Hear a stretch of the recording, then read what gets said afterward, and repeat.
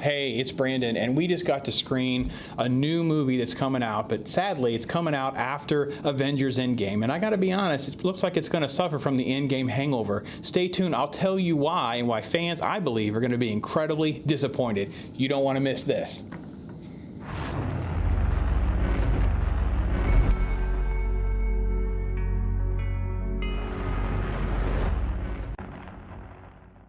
All right, folks. I'm Brandon Jones. This is Pops on Pop Culture, and I want to talk to you about a brand new movie. And I got to be honest, it's only been 3 weeks since Endgame. Endgame has broken all sorts of box office records, and this film, you're corrected very early in the film that I've been saying it wrong all along because I always thought it was called Tolkien. It's Tolkien, and we will talk about that ad nauseum because it drives me crazy. And the film was, screening was sponsored by Fathom Events, a great organization. They put on a lot of great different projects like ballets and musicals and things like that, independent films, and this got to go out. And I got to meet some great folks come and tell me what they thought about the film, and I think you're going to see this clip coming up. I wanted to keep it intact, but I kind of got called to the carpet a little bit that I was being a little too easy on the film, and my little clip at the end didn't really tell you the negatives of the film, so that's why we're doing this. And I think Charisse hits the nail on the head. You know, it's a film that kind of makes you think about a few things that you know about the Lord of the Rings franchise, about Hobbit, and go look some stuff up maybe. That's kind of how she felt. And then I got to speak to a great critic. I enjoyed Dewey Singleton's work, and he talked to us. He really loved the film. He thinks that it could be award-winning, it could be Oscar-worthy. It's a film that we might see again at the end of the year. And I'm going to tell you, folks, this is the end of this. I want to come back, and I want to really kind of go through the pitfalls of the film, what I didn't like about the film, and you know, you kind of take what you think. So if you like what you're seeing, hit the like button, hit the subscribe, leave a comment, tell me I'm crazy. Go see the film for yourself and tell me that I'm nuts. But at the end of the clips that we filmed there on location, stay tuned, I'll get some more analysis out of me. Hey, I'm out here at the screening of Tolkien. It's a new film. It's a biography that stars Nicholas Hoult and Lily Collins. It's been put on by Fathom Events, so we're hoping that we're going to get some great audience feedback, some insight that you'll not get anywhere else, so please stay tuned. All right, I'm with Charisse after seeing Tolkien. I wanted to get her insight on what she liked and what she didn't like, what she thought about. What do you think about this? Well, I thought it was a very fascinating movie because when I was reading the stills in the beginning of the movie, I realized that he was one of the authors, that he was the author of The Hobbit. Sure. And I thought more fascinating of how I want to say how him and his friends correlated to be together to fulfill their dreams. So I thought it was a very good movie. So you thought it felt like a really good backstory to a lot of the things that inspired him? Yes, and I really enjoyed how they determined and walked through their lives to get to the point to where he managed to go further to fulfill not only his dream, but his friend's dream. Well. Right. So I just thought it was very fascinating. What do you think about the look of the film and some of the performances? I liked the how they had it all put together, and I liked how the picture was in the settings, and I really loved the graphics. It just made it real. That's awesome. Yeah, I enjoyed it. Charisse, thanks so much for your time. You're welcome. Can you tell me a little bit about Tolkien, what you like, what you didn't like, and what you think some of the highs and lows were in the film? Well, I think it was quite fascinating how they went about it. They used the narrative device of flashbacks during the First World War, where Tolkien served in France, to go over the more poignant parts of his life, and they talked about just different themes that are found in his books and how it affected his, how he became who he was and how he came about creating what he created. Sure. Really, in terms of the film, what I found really interesting was the score. Thomas Newman's score, very haunting. It really gives you that feeling of, even though Tolkien had it all together, he was smart, he was a brilliant man, absolutely a brilliant man. He was tortured, tortured by the death of his mother, tortured by his father, dying at a young age, and tortured just with his own genius in a lot of ways. I thought the use of imagery, the use of creative camera work, just blending in those colors, just a tremendous color palette. And honestly, with a movie like this, when the audience is not going to be vast, if you will, you need to have great writing, and you got to have, like a narrative that really just puts it all together. And I found it to be really wonderful how there was this one continuous thread throughout the whole film, and it was the thread of fellowship.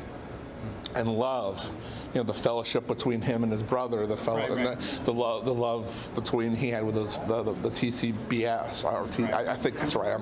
I got it, my notes here. Do you think that the dramatic Go ahead. Do you think a dramatic biopic like this is going to have a hard time finding an audience in the summer? And how do you think it'll kind of play out if Fox comes back and brings it back at Oscar time, that kind of thing? It'll come back in awards time. There's no question about it. I really wish they could have pushed this one back, because this is definitely an award fodder, if you want to call it that. But I mean, I liked it. I know that it's getting some bad reviews from some of the critics, because it screened last week in a couple of major markets. But overall, I can't see Fox not pushing this guy. Nicholas Hoult, Lily Collins was great in this, and again, can't say enough about the cinematography and the score. I mean, on a 5-star scale, it's definitely in the 4 range for me. Awesome. Thank you so much. Tolkien is a Thank you. dramatic, kind of artsy biopic telling the story during World War I, and we see through a lot of flashbacks the tragedies in his life and how haunted he is through the death of his mother, and then the friendships that he forms and kind of how that motivates him. But through the whole film, there's a lot of imagery and allegories and metaphors that really tie to his motivation to develop Hobbit and the Lord of the Rings series. So I think the diehard fans of Rings will really, really enjoy that a lot more than, let's say, someone who's more of a novice fan.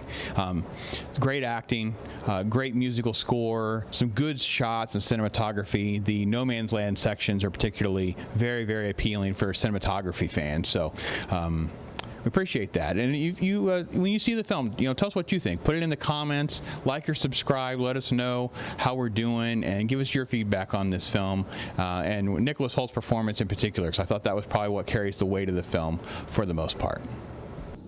All right, folks, and I want to tell you that it was great. I want to thank Charisse and Dewey for their time and their comments, and I tell you what, I like the film. I can't recommend the film. It's a mess, man. You go out there and you're a fan of Lord of the Rings. I love The Hobbit. I grew up reading that book, thought it was amazing. And I try to read Lord of the Rings. I can't get through that. It's too long. I don't really enjoy it. And then the Lord of the Rings movies are just amazing. I love so many of them. And the Hobbit movies, they got their issues. And, it's funny that, when Tolkien's working all this kind of stuff, and I did it already. It's not even Tolkien. It's Tolkien. Tolkien, isn't it? Tolkien. Okay, Tolkien. All right, so anyway, they're doing the screening. They're setting all this up. And reality is there's not a lot of the details of these kinds of things. It's a very artsy film. It's a lot of bright colors and all this flashback stuff. It's just so dark and doesn't connect a lot of dots. And, I just couldn't get it. And I got to be honest, at the end, we're supposed to leave, and we're supposed to watch this little thing afterwards, where they do a thing with Stephen Colbert. And it's Colbert, right? Is that how I pronounce his name? Colbert, not Colbert. It's not Colbert, right? He changed. Colbert. His dad's Colbert, though, right? I think they changed the. Oh, man. All right, listen. Stephen Colbert, which I thought his family name was Colbert, but it's Tolkien, not Tolkien, and it's almost exhausting trying to keep up with the insanity of this pop culture and the fandom that surrounds it. And the film is not for everybody, I'll be honest. It's dark, and it was a lot of flashbacks and moving around, and not a lot happens. The best part of the film is, well, let's start with the film. All right, so let me just break down the film. The film starts with a flashback to his mom. There's the loss of his dad, and he's such a sad little orphan because out of the blue, his mom just dies. Lumps falls over in his arms. And it was just, there's no setup to a mother or any like motherly bond or any influence on his life. It's just there. And then we move quickly into his orphan life and thrust into this world and trying to fit in because he's poor and the other kids and that kind of thing. And it's revealed very quickly and easily. And I like that scene where, it's revealed about how genius he actually is. He just knows literature. He knows history. He knows different things, and it is cool to see some of that. And then the film doesn't really find a way. So there's a ton of movie stills, and this is from the one movie. So he's coming along. And by the way, Nicholas Hoult plays Tolkien, and Tolkien. That's what I said. And he does a great job. But you're not going to remember any of that because the story just kind of bounces around. And he has these 4 friends. One's like into art, one's into painting, one's into music, and they're coming together. But in the orphanage, he gets to meet a girl, and he kind of likes the girl, and they don't like girls. And so Tolkien is just trying to find his way into their little mix. So this is what their little group means, and they have a little nickname for their group, and nothing really happens. The best moment of the film is when one of them stands up to their father, and even then, Tolkien's kind of an outcast, right? So Tolkien is kind of an outcast, and I think the fans got this right away because it become kind of bland, right? So it moves a little quicker, and each little moment you're catching these little glimpses of them trying to point to Lord of the Rings, trying to point to Hobbit, little things like how he comes up with Mordor, how he comes up with this. But it's like a love story at this point, and it's never Shakespearean love, right? So you've got Tolkien on one side, Tolkien on this side, and then the girl that he meets, and they come together and they're doing their thing, and she dances, and he thinks it's cool. We think that's basically the motivation for the elf dance or whatever, I guess, Liv Tyler does. And I'm like, okay, well, it's artsy, and some cinematography was good, the costumes are good, but I never really care too much because at some point he's like, I got to go off to college, and she's like, I don't want you to go off to college. You have to choose. I'm like, don't you want to eat? Don't you want him to go off and make a good living? It was so contrived, and I'm like, okay, I don't know exactly the history and the facts. I'm just going to kind of go along for the ride. But at some point, it just starts to derail. He's not finding his way, and then we keep flashing back to World War I, where he actually is suffering from trench fever, even though he's been working on all this his whole life. Suddenly, he's hallucinating. We get all this crazy. This is one of the images. They were like this, and it was like all this crazy image and the fire and why he would hallucinate about a dragon. And the whole point of that story is that he's chasing down one of his 4 friends who are relatively interesting, because Tolkien is pretty bland, and 2 of the friends are actually kind of interesting. He's trying to find one of those, and it's this faceless chase across the war zone. He doesn't want to be there, and he's all sick and huddled in his blanket like Frodo was, and we're supposed to see all that. And then there's this other man that's helping him, and it's like his Sam, and I think literally it's on point. At one point, when you think, oh, well, it really is Sam, they go, hey, and your name is Sam. And it's like, really? So I don't know what's fact. I don't know what's fiction. I just enjoy the ride. And you know what? The fans that were there kind of got it too. I think that the folks that talked to us are right. Those are the positives of the film. But they gave us these stacks and stacks of these movie stills. All these movie stills. We have all these extra copies, right? And you know what we don't have? We have one of these. Because this artsy photo is the only one people cared about. These are the only ones these critics wanted to pick up. Not the actual cool picture of the guy that plays Tolkien. So, Tolkien. So, this is the one that I would want. This is the one, if I met him, I'd have him sign and put on the wall. No, we don't want that one. What about the one where he's, with his love interest, right? You might meet Lily Collins someday. You might want her to sign it and have that on the wall. No, we're not going to do that. It's the artsy one. It's the artsy one. Because that's what this film is, just an artsy film. It makes no sense. I was talking this through, Rings and Hobbit and where this film fit, and I think he's right. It's the Rogue One at best. It could be Solo in this franchise.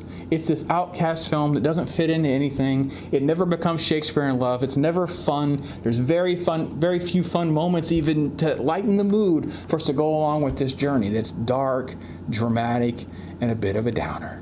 So if you're feeling kind of high, like you're too full of life right now, or you came out of Endgame and you're just so happy that it's wrapped up the way it is, go see Tolkien, and it'll Go see Tolkien, and it'll bring you back down to reality in that dark place that you were after Infinity War. Because you have to go this weekend, because you might have already missed it in your town, depending on when you're watching this, because it won't be around long.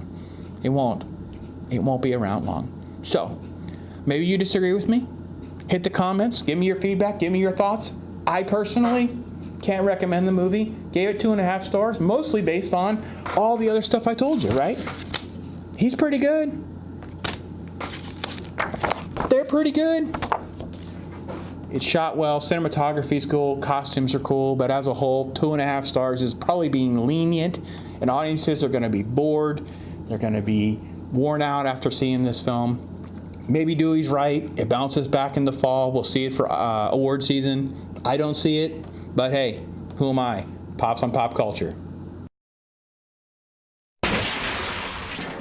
Tolkien film, right? So the biopic deals with a lot of flashbacks in the narrative, moving the story back and forth from World War II. Let me start again. them events. So stay tuned. You don't want to miss it. We'll have some fan reactions and some feedback on this. Oh man. Hey, it's Brandon, and I just got the chance to screen a great film. No, it is not. No, let's do that again. 10th, and it is a film that is coming out in the middle of Endgame. Basically the wake of Endgame, and it's going to suffer tremendously, and this is awful as bad. We're going to start again and go to take 4. Stay tuned to find out the film that I'm talking. Oh man, I just can't get through it. All right, Endgame film I'm talking about. All right, right you are, Ken. Right. Hello. Yeah. Woo. She said woo. I have no opinion. Woo woo.